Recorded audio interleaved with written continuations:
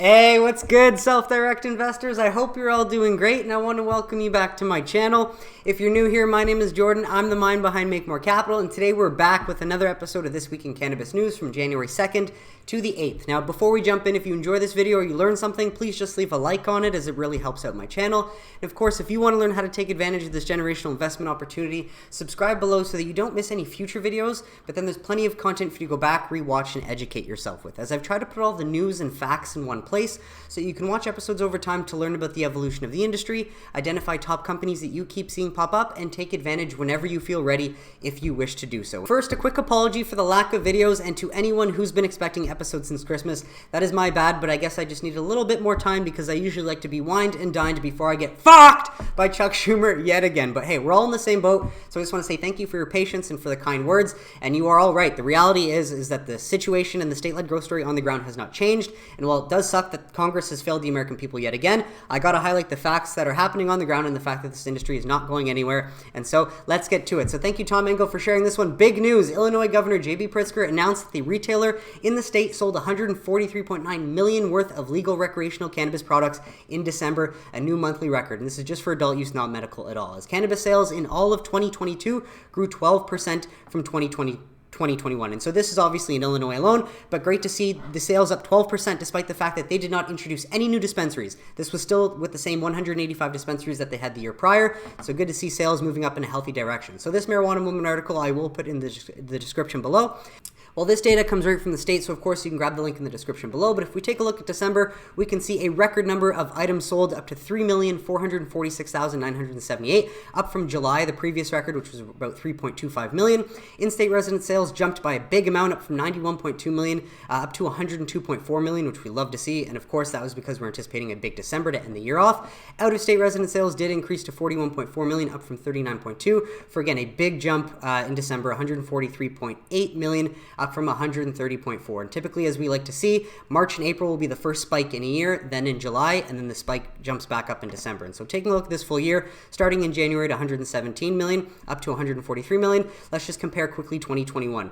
When spring sales peaked at 116.3 million, up from 114.9 million in April, which is typically the biggest month in the spring because of 420, the cannabis holiday, so a lot of people spend for that. And then you get a bit of a lull until summer comes back, and we get July. People are out and about spending money, going to festivals, and that's when last year we saw it jump back up to 127.7 million before coming back to a bit of a lull period before the end of the year, December, when people spend the most for the holidays again, 137.8 million. And so the difference between 137.8 million and 143.8 million is not a whole lot, but when you consider the fact that they've had still 185 dispensaries and not opened anymore, that's a positive takeaway, because in 2023, Illinois has set the way for these new social equity entrepreneurs to be able to open the next 110 dispensaries that they've been waiting to open for like a year and a half now. So that is the silver lining going forward in Illinois, and that is it for that. So on to New Jersey. High Times reports New Jersey Q3 adult cannabis sales top 100 million, which we do love to see as the state slowly but surely gets its act together, as the New Jersey Cannabis Regulatory Commission reported that sales of rec cannabis from June 2022 through September 2022 totaled 116.5 million, representing a jump of 46% over the previous quarter, while sales of medical cannabis came to 61.1 million during the same time period, bringing the total combined medical and rec sales for Q3 of 2022 to 177.7 million. And so Jeff Brown, Executive Director of the New Jersey Cannabis Regulatory Commission, says we now have awarded 36 annual licenses for recreational cannabis businesses to New Jersey entrepreneurs, but I'm pretty sure these are all MSOs, no social equity entrepreneurs, unfortunately. So New Jersey, that yet again has failed in their equity approach, including 15 for dispensaries. Those businesses alone will be a significant growth of the market. With more locations and greater competition, we expect the customer base to grow and prices to come down. And so with that, New Jersey, at this point, now has 20 dispensaries licensed to sell rec cannabis, and again, I do believe it's all from MSOs, which was legalized with a referendum, but if I'm wrong, do let me know, passed by voters in November 2020. And so while they did legalize a long time ago, they finally got the ball rolling April 2022 and launched this rec market. And so there's more information here, but again, just happy to report that New Jersey is getting better, and things are trending in the right direction for them. But you can grab the link below if you wanted to read. On to Albuquerque, New Mexico, who launched their adult use program, I believe in April of this year as well. Recreational cannabis sales finish here on a high note. And so a little bit from here, sales figures released this week from the Cannabis Control Division show that the state did slightly more than $28 million in recreational cannabis sales in December, a $3 million increase from October, the last record-breaking sales month for the recreational industry. But again, that's normal like we see in other markets. All markets are different, but we usually see a peak in the spring, then a peak in the summer, and then a lull until a peak in December again. And so it seems like their best month had been October. November lulled a bit, but then December has been their best. Medical cannabis sales also increased to $15.1 million. An increase from roughly $14 million in November, and after 4 months of decline, voting back to August. And so a bit more information here if you wanted to read. Otherwise, you can grab the link below to go through the whole article yourself. With that, happy to share Montana's recreational cannabis sales reach almost $203 million in the first year, and I do believe that they launched their adult use program on January 1 of 2022. And so Montana retailers happy to sell $202.9 million worth of rec cannabis the first year of the state's adult use program. Including medicinal sales, Montana retailers sold $303.5 million worth of cannabis in total last year, according to the state revenue department figures reported by Helena TV station. And so more here if you just wanted to pause to read on further breakdown of Montana, but again, love to see another state launch their program and see the benefits of ending cannabis prohibition right before their eyes. And so with that, this one's a bit older, but just wanted to highlight as well, Vermont sells over $2.6 million in adult use cannabis. They're the most recent state to launch their adult use program as of October 2022. And so good news, Vermont's adult use cannabis industry took off with a bang. According to the Vermont Department of Taxes, Vermont cannabis stores sold $2.6 million worth of product in October, the first month of legal cannabis sales. And so no doubt they're already seeing the benefits of ending cannabis prohibition. And so more on the breakdown of how Vermont is doing it in their program, you can pause to read. Otherwise, you can grab the whole link below, of course, if you want to go through it, and then hear a little bit on their tax structure as well, just if you're curious to read. But the good news from MJ Biz Daily is that Vermont up to 25 recreational cannabis stores in first 3 months of legal sales, which is huge because at the beginning of October when they launched and managed to accumulate, what was it, $2.6 million in sales, it seems that Vermont only had 4 retail cannabis stores that were licensed to the state, and only 3 were open for business. So all that $2.6 million came from 3 stores, from what I get out of this. I could be wrong, but let me know in the comments if you know more, but that's from the Associated Press. So the good news is today, however, 25 stores around the state are selling adult use cannabis, which will help drive sales and legal access to all the people in Vermont that need it, with another 4 slated to open within a month. So that'll make it up to 29, according to Vermont State Cannabis Regulatory Authority. And 7 more retail stores have received licenses, and about 50 retailers overall were pre-qualified for licensing as of October. So the good news is that more dispensaries are going to come online, not less. At least that's what's planned for Vermont, which will help drive sales over time, and again, steer more people into the legal market than from the illegal market. So a bit more down here on what they're anticipating. Vermont retailers are projected to reach 40 million to 65 million in 2023 and hit 120 million, 145 million in sales by 2026, according to the MJ Biz Factbook. So good to see another state slowly but surely getting off the ground and doing things right. So this one comes from Axios.com, just a random one as it doesn't really highlight the total of Arkansas sales figures for the year. I'd love to deliver that, but nearly a fifth of states' medical cannabis sold in Northwest Arkansas. So fun fact out of Arkansas, a lot of people in the Northwest are buying their cannabis, it seems. And so why does this matter? There's just a whole lot of snippets here if you just want to pause to read, but I think the main thing to take away, statewide medical cannabis patients spent about $23.2 million in November on 4,489 pounds, and the state collected $29.4 million on the sale of 45,677 pounds during the first 11 months of 2022. And so no doubt they're just seeing the benefits of ending cannabis prohibition, because there you just got $30 million more dollars to hopefully put back in your state and make it better for the citizens that live there. So more information if you want to pause to read. Link as well is below. But good news is more states are coming online. Rec cannabis sales begin next week in Connecticut. Here is what to know. And while Connecticut is one of the eastern states like New York and New Jersey that legalized a long time ago, they've taken forever because they want to focus more on social equity than giving equal access to opportunity and building real industry up from the ground, which is typically how industries are built. But just happy to announce that they are going to be opening up soon. And so the department said that it has notified licensed hybrid retailers that they will be allowed to begin selling cannabis products to all adults 21 and over beginning no earlier than 10 a.m. or as local zoning permits on Tuesday, Jan 10th. And I do forget, but I believe it's mostly Curaleaf and Verano that have a large position, or at least have dispensaries and a retail presence in Connecticut. Could be wrong though. If I'm missing a few others, maybe Green Thumb too, let me know in the comments. I know I'm a little bit rusty, but I'm going to get back into it. It's only a matter of time. And so with that, more state news, or more positive news coming out of states. Todd Harrison, thanks for sharing this one. Minnesota lawmakers unveil revised cannabis legalization bill with committee hearings scheduled next week. And so I'll provide an update next week, but good news out of Minnesota. This article will be down below if you wanted to check it out. Cannabis should not be illegal in Minnesota, no doubt, and we were anticipating this early in 2023, so good thing that they're not waiting. Minnesotans deserve the freedom and respect to make responsible decisions about cannabis themselves. 100%. So good job, Minnesota lawmakers, and I will provide an update next week. On to this one from Norml. Will Oklahoma be the next state to legalize cannabis? They might be, and so in a bit of a sleeper move, Oklahoma voters will decide on citizens-initiated measure, State Question 820, legalizing the adult use cannabis market in a special election to be held on Tuesday, March 7th, 2023. And so while the prohibitionists did manage to get the question taken off the ballot in the November election in Oklahoma, but the great news is that lawmakers in this state seem to have enough of a head on their shoulders to want to do their job and work for the will of the people of Oklahoma for once. And so that's why they're even holding the special election 2 months from now. So I will provide an update, but I do think that Oklahoma will legalize for rec, as they legalized for medical a long time ago, and it's been one of the more quiet, prosperous states, especially for the individuals that got involved, as they focused on equal access to opportunity and trying to build the industry from the ground up as opposed to top-down social equity focus. So more here if you want to pause to read on the whole scenario. Grab the link below. With some other good news out of states you wouldn't expect it, it's like Kentucky, as executive order allowing Kentuckians to use legally purchased medical cannabis goes into effect. And so this is surprising, but great to hear. As of January 1, the executive order signed by Governor Andy Beshear allowing Kentuckians to use legally purchased medical cannabis went into effect on Sunday. And so any Kentuckian certified to buy cannabis for medicinal purposes from a state where it's already legal, so any of the states around Kentucky that likely legalized for recreational use so they can get the tax dollars of Kentuckians, will be pardoned from any state prosecution for possession. That possession can be no more than 8 ounces. So very surprising, but nonetheless great for those of Kentucky that need a safer non-medicinal alternative. And so there's a bit more here if you wanted to pause to read. And so obviously it'd be in Kentucky's best interest to just legalize themselves so that they're getting the tax dollars and not giving it up to other states. But it takes time, right? And so the good news is, Timecodes, thanks for sharing this. A Kentucky representative filed legislation to put a cannabis legalization referendum on the ballot for voters to decide on. And so not necessarily promising anything, but good to see that Kentucky, another state where we would least expect any sort of cannabis reform, slowly but surely might start to take place. And so with that, thank you, Puff Daddy, for sharing this one. If people are wondering what's going on with the Georgia medical cannabis market, another kerfuffle of a market, looks like January 25th, 2023, which is less than a month away, the Georgia Cannabis Commission will hold a vote on rules and regs to allow the sales of to medical patients. And so again, doesn't mean they're launching, but it's the next step in potentially seeing the Georgia market launch and getting a safer, non-addictive medicinal alternative to the people of Georgia that need it as well. And so yes, as Puff Daddy is a big Trulieve fan, Trulieve will be ready to go, as dispensaries could open in Georgia early next year. And so you can pause to read for a bit more information, but I definitely don't want to get ahead of myself. So while this is good news, I will update you at the end of January. And so this is the original source from agc.com. You can grab the link below, but it seems like one more hurdle to get over before they can potentially fully launch their medical market. It would be great because obviously Georgia has a lot of potential, just need to finally get the ball rolling. And so we arrive at the New York State Office of Cannabis Management, as they seem to be happy that they finally launched their one legal dispensary outlet that's going to try and compete with hundreds of illegal dispensaries selling at 1/4 the cost of this. It's a bit of a joke, but hey, they seem to think they're doing a good job. So cannabis sales in New York State has a nice ring to it, and they're happy to cheer.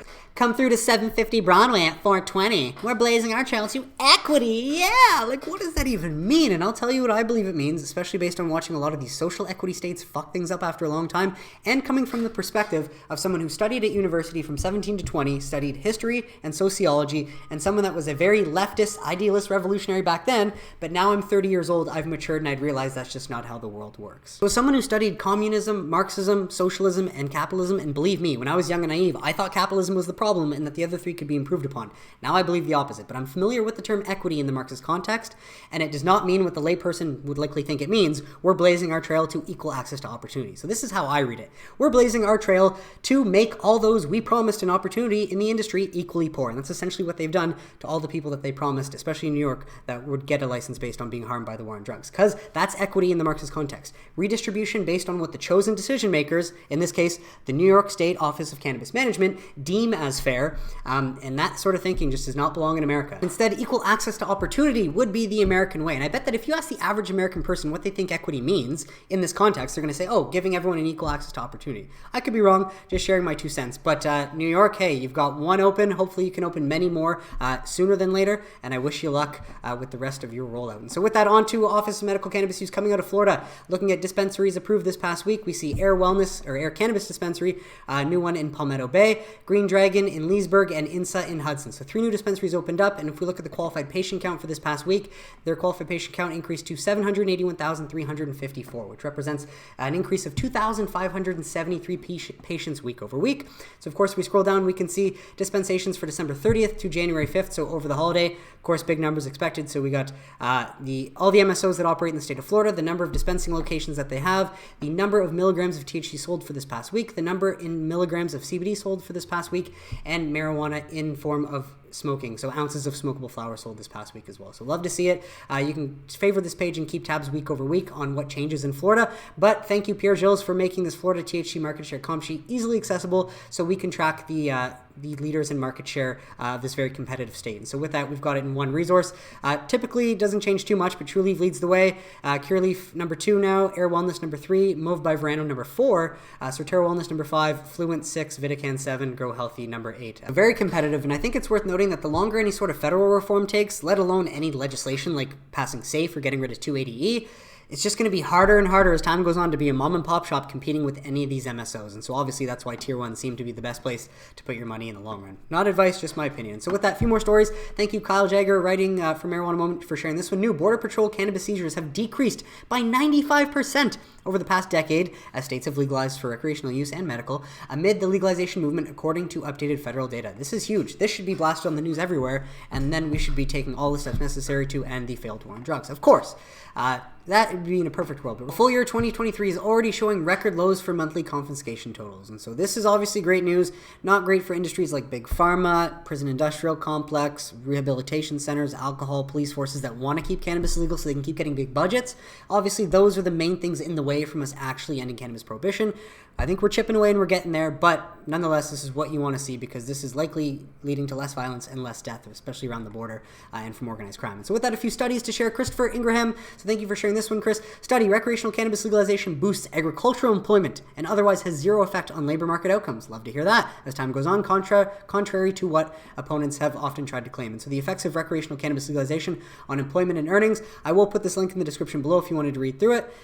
So from December 2022, so fairly new study as well.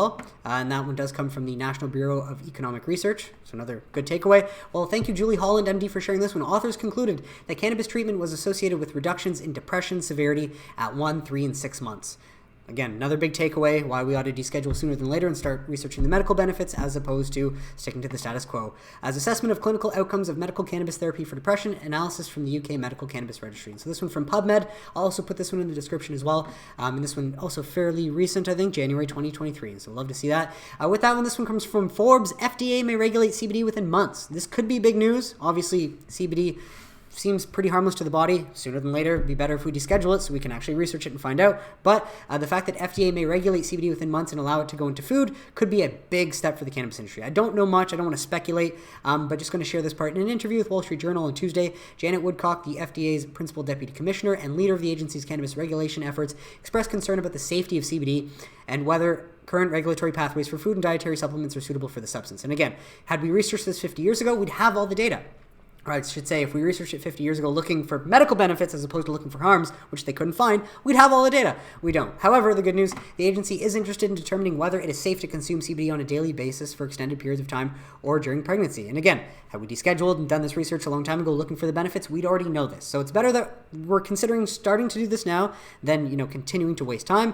Woodcock mentions concerns about potential effects on fertility in the future. Again, better to study it so that we know. But at the same time, his comments signaled that the agency is working to establish. So actively working to establish, hopefully, again, doesn't take forever, as most things typically do, at the bureaucratic level, regulatory frameworks for the legal sale of appropriate cannabis and cannabis-derived products. So, which we'd rather hear than not, and so the FDA may soon review the available evidence on cannabis and will make a decision in the coming months on how to regulate CBD and other novel cannabinoids. And according to other agency officers interviewed, this decision may involve the creation of new agency rules, which would be less than ideal, or the need for new legislation from Congress. This would be more than ideal. So not trying to speculate or anything, just wanted to share this. Link will be below if you wanted to read through the whole thing.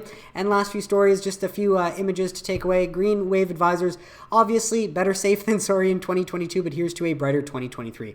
And again, thesis hasn't changed. I appreciate all of you that have stuck along and continue to watch my videos because it is still a state-led growth story and there's nothing stopping this train as well. And so stock price performance, you got Tier 1 MSOs, other US MSOs, US single state operators, Canadian licensed producers, ETFs, and market indexes. You got the ticker, current market cap, so undervalued, it almost hurts.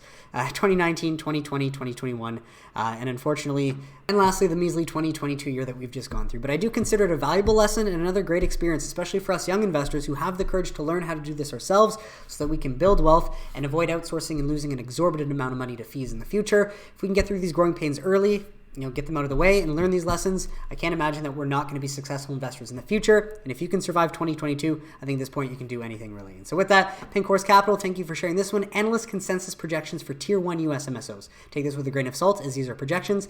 And the source is the ticker, the TKR, institutional grade investing for individuals. So just wanted to share this from Pink Horse Capital. Unfortunately, I don't think you'll be able to see this part on the side here. It's cut out.